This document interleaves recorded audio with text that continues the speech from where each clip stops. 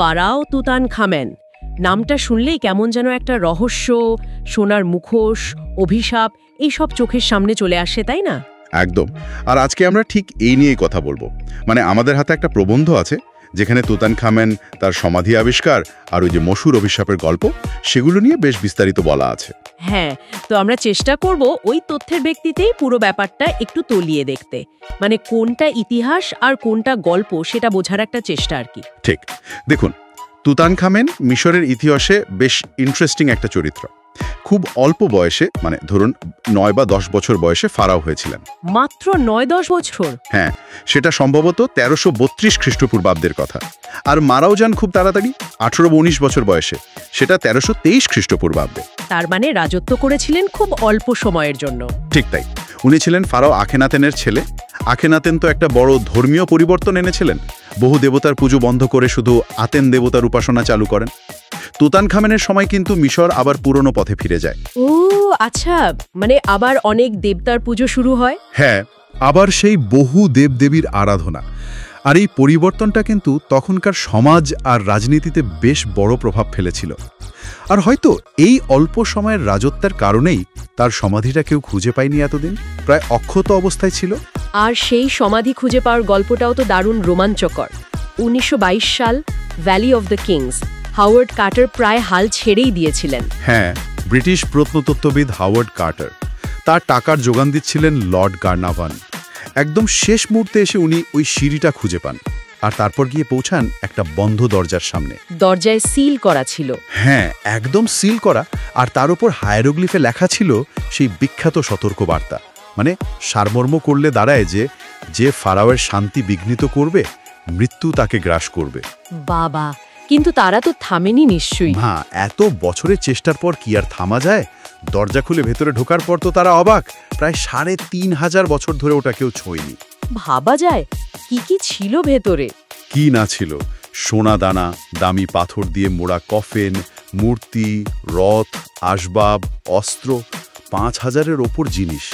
আর অবশ্যই তুতানখামেনের মমিটা অক্ষত অবস্থায়। এটাই কি প্রথম অক্ষত সমাধি কোনো ফারাওয়ের? হ্যাঁ, ইতিহাসে এটাই প্রথম কোনো ফেরাওয়ের সমাধি যা প্রায় সম্পূর্ণ, মানে অক্ষত অবস্থায় পাওয়া গিয়েছিল। কার্টারের সেই বিখ্যাত কথাটা তো জানেনি, যখন কার্নারভান বাইরে থেকে চেঁচিয়ে জিজ্ঞেস করলেন, কিছু দেখতে পাচ্ছ? হ্যাঁ হ্যাঁ, কার্টার বললেন, হ্যাঁ, অসাধারণ সব জিনিস। ঠিক তাই, ওয়ান্ডারফুল থিংস। কিন্তু এই অসাধারণ আবিষ্কারের পরেই তো শুরু হলো অশুভ ঘটনাগুলো, তাই না? হ্যাঁ, যেন অভিশাপটা সত্যি হতে শুরু করলো।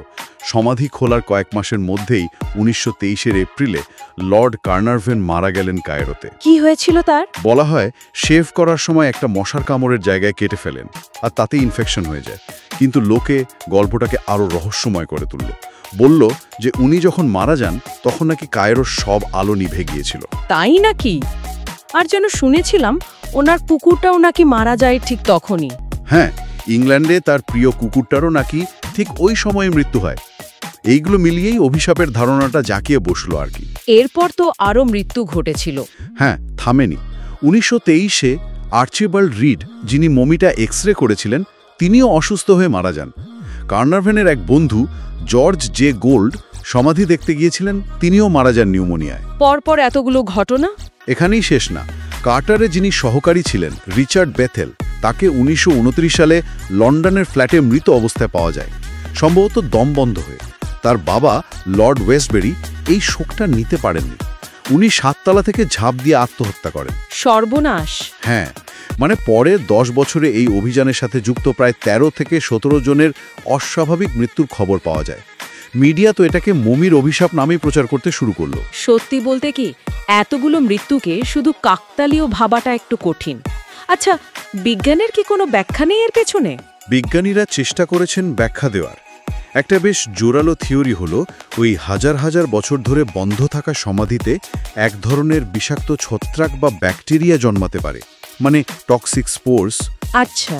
সমাধিটা খোলার সঙ্গে সঙ্গেই সেগুলো হয়তো বাতাসে মিশে যায়, আর যাদের শরীরের রোগ প্রতিরোধ ক্ষমতা কম তাদের ফুসফুসে ঢুকে মারাত্মক ইনফেকশন ঘটাতে পারে।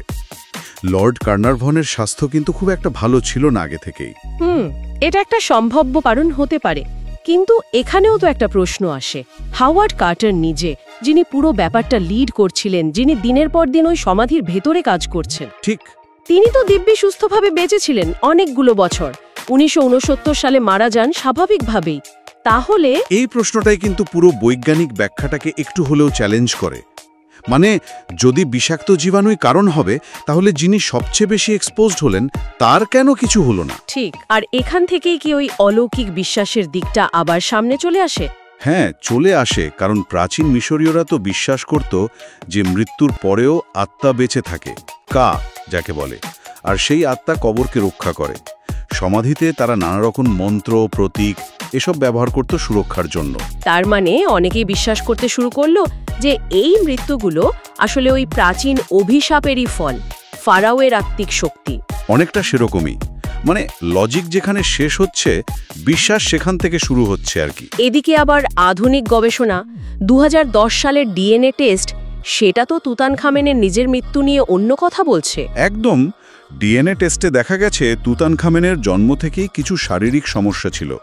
পায়ে হাড়ের রোগ ছিল, ম্যালেরিয়াতেও ভুগেছিলেন।